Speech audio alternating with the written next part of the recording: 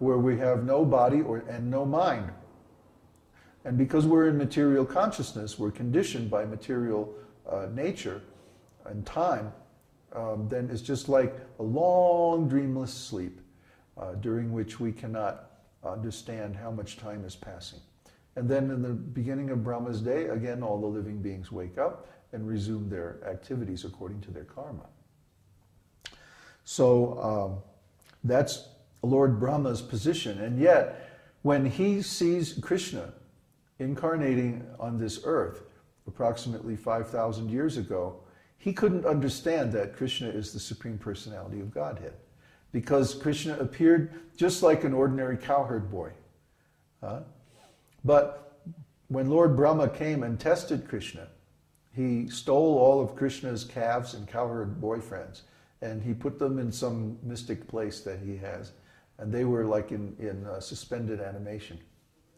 And then Krishna expanded himself immediately as perfect copies of all of these calves and cowherd boys. And Brahma went away for a moment and came back. And of course, one moment of Brahma, because his day is so long, one moment of his is like a whole year of earth time.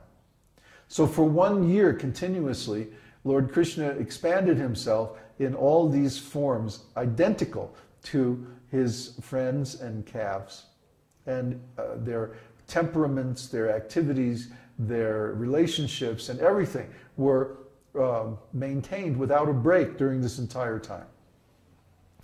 And of course, Krishna has thousands and thousands of calves and thousands of cowherd boyfriends and so on. So they were all manifested during this time effortlessly by Krishna. And he continued his pastimes just as they were.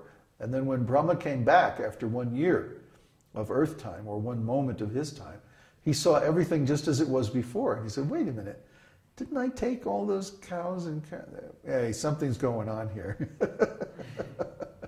So he approached Lord Krishna, and he said, oh, I'm so sorry. I thought that you were just an ordinary boy, and I was mistaken. I couldn't understand your actual potency.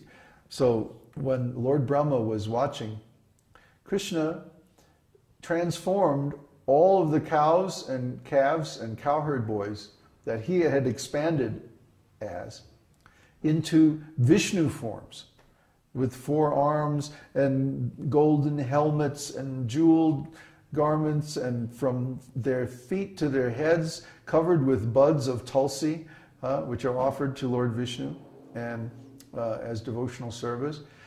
And then he had all the Brahmas and all the Shivas from all the different universes come and pay their obeisances at the feet of all these Vishnu forms.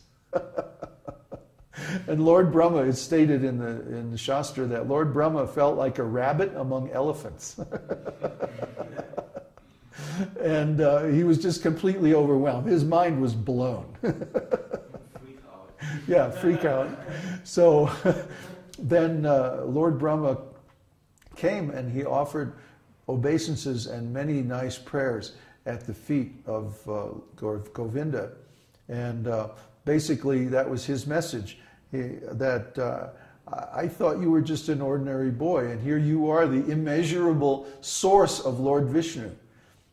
Because Brahma is born from Lord Vishnu, and he worships Lord Vishnu. That's the worshipable deity of Lord Brahma, is Garbhodakashayi Vishnu.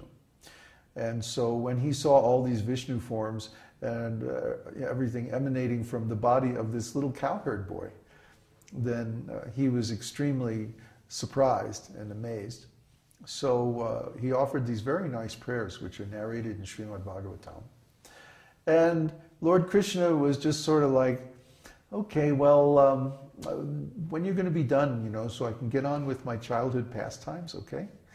Just like, you're not really part of this pastime, so, just finish up your prayers and get out of here. So then, of course, everything was restored just as it was. And that night, all the cowherd boys and calves came back to their original homes and mothers, and they told about what had happened that morning, 1 year ago. That Krishna had killed the demon Aghasura the big snake demon. And Maharaj Parikshit was very amazed that how could it be that these cowherd boys told the story of Aghasura 1 year later than it actually happened. And it was, of course, it was because they were in suspended animation that whole time. They were under Brahma's mystic power. So Lord Brahma, even though he has so much mystic power, he can't measure Krishna. He can't understand Krishna's potency just by his observation. He has to get a lesson. Yeah, he has to be. Krishna has to freak him out real good, then he can understand. So the next name is Hrishikesh. Hrishika means the senses, and Esha means the master or the God, the original. So the original senses of all living entities are actually Krishna's senses. And then he expands himself, well, I can't say and then, because he expands himself eternally as all the different forms of Godhead and all the living beings and all the different forces of nature and so on. We say when he expands himself, that's actually just an artifact of our language. Actually, Krishna's expansions are all eternal in the spiritual world. And those integrated expansions, like the personalities of Godhead, Balaram and Aniruddha, Pradyumna, Vasudeva, and so on, Sankarshan, they're called Svangsha. Svangsha means integrated expansions. And then the living entities like us and the elements of nature and so on, the Shaktis, are called Vibhinangsha. Vibhinangsha means separated expansions. They're different individuals. We have a different identity. We say, I am myself, you are you, who you are, and then Krishna is also an individual. And Krishna confirms this in Bhagavad Gita in the 2nd chapter. He says, never was there a time when I did not exist, nor you, nor all these kings. And never will there be a time when we will cease to exist in the future. So we're all eternal, individual living entities, spirit souls, emanations from Krishna. And because we're emanated by Krishna, we have similar qualities to Krishna. Just like the sunshine is emanated by the sun, and therefore it has similar qualities to the sun itself. But the quantity is different. Our energy is very limited. Our intelligence, our consciousness, everything about us, very, very limited, very small, tiny, actually atomic. We are atomic particles of spirit. And Krishna is the unlimited source of all that. And in other words, an unlimited number of living entities can emanate from Krishna, and he is not diminished, not in the slightest. He can even emanate an unlimited number of personalities of Godhead with equal potencies, and he's not diminished. That's the meaning of the invocation of Ishopanishad.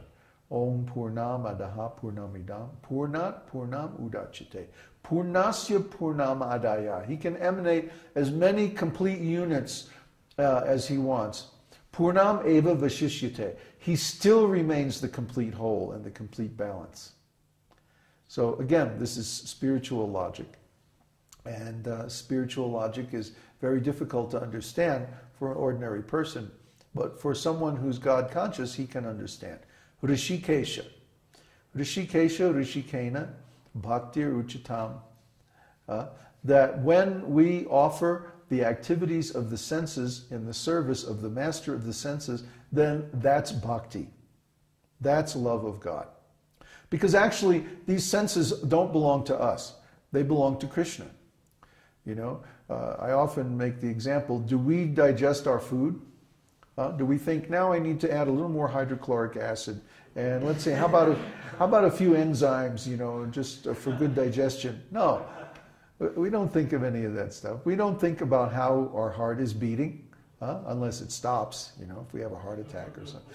Then we think about it. But normally, we don't think about it. It just goes on all by itself. Well, we're not doing that. We're not operating the senses of the body. Who is? Well, that's Krishna. That's Super Soul. That's Hrishikesha, the master of the senses. So he's there in our body. He's there in all bodies. He's operating the whole thing. The senses, the mind, the memory. Did you ever want to remember something, like somebody's name? I have this problem all the time. So-and-so, what's his name? And it just won't come, right? Because Krishna is in charge of memory. We're not in charge. We're not operating the mind. Krishna is operating the mind. He is within our mind, our body, our senses, and even within every atom.